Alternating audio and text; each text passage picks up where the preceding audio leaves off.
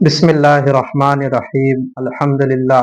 آج 12 شعبان ہے اور جیسے جیسے الحمدللہ شعبان کا مہینہ گزر رہا ہے تو ہم رمضان کے مبارک مہینے کی طرف بڑھ رہے ہیں، اور شعبان کے مہینے میں اللہ سے یہ ہماری دعا ہے کہ اللہ پاک ہم سب کے مہینوں کے اندر برکت عطا فرمائیں اور رمضان المبارک کا پاک مہینہ اللہ پاک ہم سب کو نصیب فرمائیں۔ تو روزانہ کی طرح آج بھی ہم کچھ دین کی اہم اور ضروری باتیں لے کر آئے ہیں۔ آج 12 شعبان کو سب سے پہلے اسلامی تاریخ کے اندر ہم حضرت صہیب رومی رضی اللہ عنہ کے بارے میں پڑھیں گے۔ آپ کا نام صہیب بن سنانہ تھا۔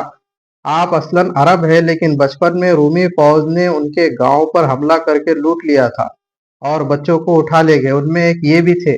ان فوجیوں نے سارے بچوں کو غلام بنا کر بیچ دیا۔ جب وہ بڑے ہوئے تو وہاں سے بھاگ نکلے اور مکہ چلے آئے۔ کیونکہ آپ روم سے آ کر مکہ میں بسے، اس لیے لوگ صہیب رومی کہنے لگے کہ ان کا لقب رومی پڑ گیا۔ مکہ میں آپ نے تجارت کا پیشہ اختیار کیا۔ اللہ تعالیٰ نے ان کے مال میں بڑی برکت دی اور وہ کافی مالدار ہو گئے۔ ایک مرتبہ حضرت صہیب رضی اللہ عنہ تجارتی سفر سے واپس ہوئے تو حضور صلی اللہ علیہ وسلم کی ایمانی دعوت کے شروع ہونے کی خبر سنی۔ حالات کی تحقیق کی، آپ سے ملنے دار ارقم میں پہنچے کہ اللہ کے نبی علیہ الصلوۃ والسلام سے ملنے کے واسطے دار ارقم میں پہنچے تو اسی وقت حضرت عمار بن یاسر رضی اللہ عنہ بھی پہنچے۔ دونوں نے ایک ساتھ اسلام قبول کیا۔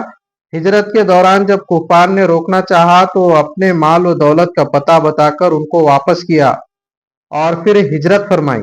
اللہ تعالیٰ نے ان کے اس عمل کی تعریف کرتے ہوئے فرمایا، لوگوں میں بعض ایسے ہیں کہ اللہ کی رضامندی حاصل کرنے کے لیے اپنی جان بھی فروخت کر دیتے ہیں۔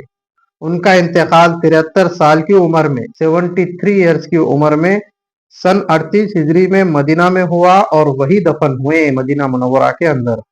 حضور صلی اللہ علیہ وسلم کا معجزہ، کھجوروں میں برکت۔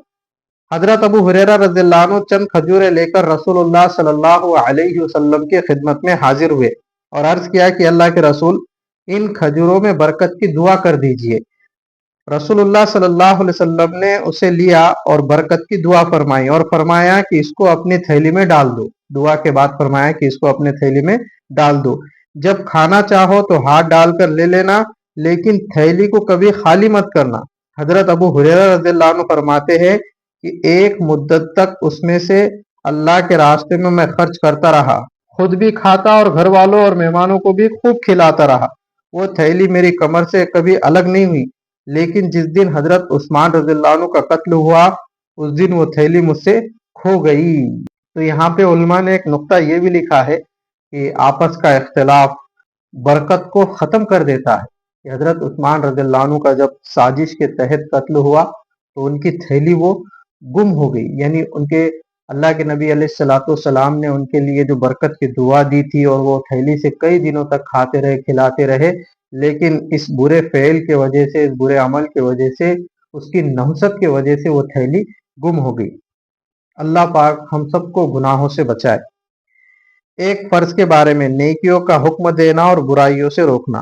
نبی علیہ الصلوۃ والسلام نے فرمایا کہ قسم ہے اس ذات کی جس کے قبضے میں میری جان ہے کہ تم ضرور بھی ضرور بھلائی کا حکم کرو اور برائی سے لوگوں کو روکو، ورنہ قریب ہے کہ اللہ تعالیٰ گنہگاروں کے ساتھ تم سب پر اپنا عذاب بھیج دے۔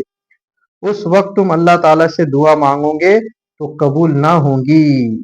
نیکیوں کا حکم دینا اور برائیوں سے روکنا امت کے ہر فرد پر اپنی حیثیت اور طاقت کے مطابق لازم ہے، ضروری ہے، کمپلسری ہے۔ ایک اہم عمل کی فضیلت، والدین کی قبر کی زیارت کرنا۔ ماں باپ کی قبر، اگر کسی کے ماں باپ کا انتقال ہو جائے یا ان میں سے کسی ایک کا انتقال ہو جائے تو ان کی قبر کی زیارت کرنا، اس کے اوپر کیا اجر و انعام ہے۔ رسول اللہ صلی اللہ علیہ وسلم نے فرمایا کہ جو شخص ہر جمعہ کو والدین کی یا ان میں سے کسی ایک کی قبر کی زیارت کرتا ہے تو اس کی مغفرت کر دی جاتی ہے اور اسے ماں باپ کا فرما بردار لکھ دیا جاتا ہے۔ ایک گناہ کے بارے میں، مرتد کی سزا جہنم ہے۔ قرآن میں اللہ تعالیٰ فرماتا ہے، یقیناً جو لوگ ایمان لائے اور پھر کافر ہو گئے، پھر مسلمان ہوئے، پھر کافر ہو گئے، پھر اپنے کفر میں بڑھتے چلے گئے، تو ایسے لوگوں کو اللہ تعالیٰ ہرگز نہیں بخشیں گا اور ان کو سیدھی راہ بھی نہیں دکھائیں گا۔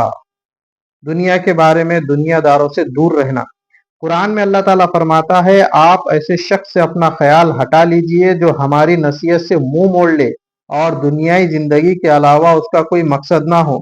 उन लोगों के इल्म की पहुंच यही तक है, यानी वो लोग सिर्फ इसी दुनिया की चीजों के बारे में जानते हैं और इसी दुनिया ही को मकसद बना रखा है, कि दुनिया ही को सिर्फ मकसद बना रखा है। आखिरत के बारे में हौद कौसर, रसूलुल्लाह सल्लल्लाहु अलैहि वसल्लम ने फरमाया, मेरे हौज की मसाफत 1 महीने की है।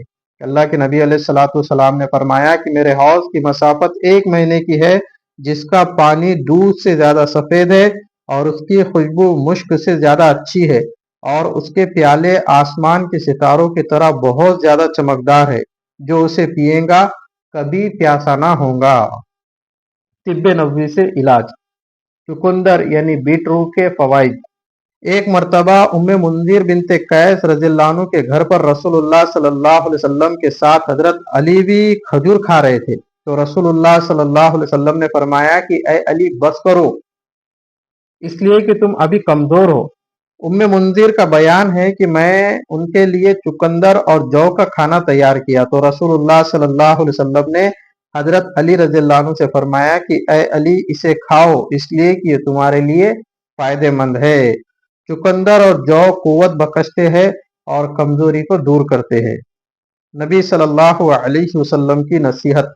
रसूलुल्लाह सल्लल्लाहु अलैहि वसल्लम ने फरमाया, तुम अपने मरने वाले रिश्तेदारों को ला इलाहा इल्लल्लाह की तलकीन किया करो। तलकीन का मतलब यह है कि उसके सामने ला इलाहा इल्लल्लाह मोहम्मद रसूलुल्लाह कलमे को जोर से पढ़ा करो, बार बार पढ़ा करो, ताकि जब ये पढ़ते हुए दूसरों को सुनेगा तो उसके जबान पर भी कलमे तैयबा जारी होगा और इंशाअल्लाह वो ईमान के साथ दुनिया से रुखसत होगा। तो ये आज 12 शाबान की कुछ अहम और ज़रूरी बातें थी जो हमने आपके सामने रखी है। रोज़ाना इसी तरीके की अहम और ज़रूरी बातें इस्लामी तारीख के हिसाब से हम आपके सामने रखते हैं। उम्मीद है कि आपको हमारा ये वीडियो पसंद आया होगा। अगर आप हमारे चैनल पर नए हैं तो हमारे चैनल को सब्सक्राइब कीजिए ताकि ऐसे ही वीडियो आप तक पहुंचते रहे।